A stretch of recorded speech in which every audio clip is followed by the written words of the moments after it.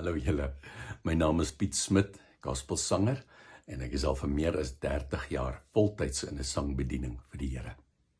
Ek wil dit onomwonde stel, dat hierdie nuwe inisiatief van Radio Kansel, Unashamedly Christian, dat ek dit volwaardig ondersteun.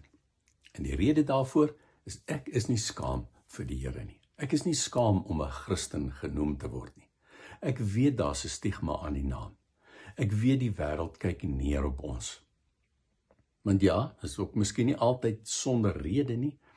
Daar is van ons wat nie die regte ding doen nie. Ons is ook ongehoorsaam baie keer en dan sien die wêreld dit.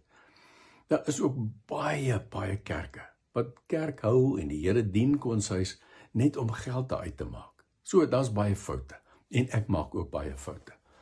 Maar ek weet dat die Here is my lief.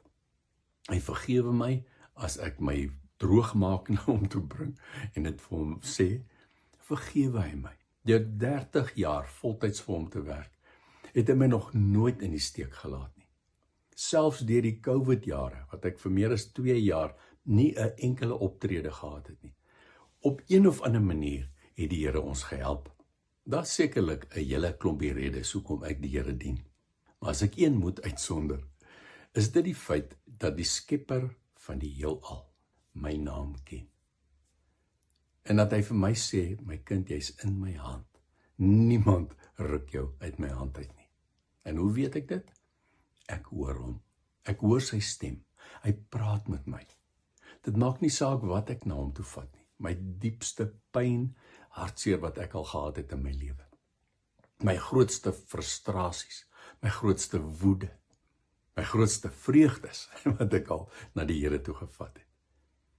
Hy luister vir my. Hy praat met my. Hy gee my raad. Hy gee my leiding. En dit is hoekom ek glo.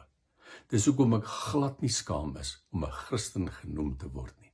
Dis vir my 'n eer. En ek wil jou bemoedig. Steun hierdie inisiatief van Radio Kansel. Kyk op al hulle platforms. Daar's oral videoetjies en inligting daaroor. Word deel daarvan. Word deel van die lig en die sout van die wêreld. Om 'n Christen te wees is nie 'n skande nie. Dis 'n eer en 'n voorreg. Seën vir jou.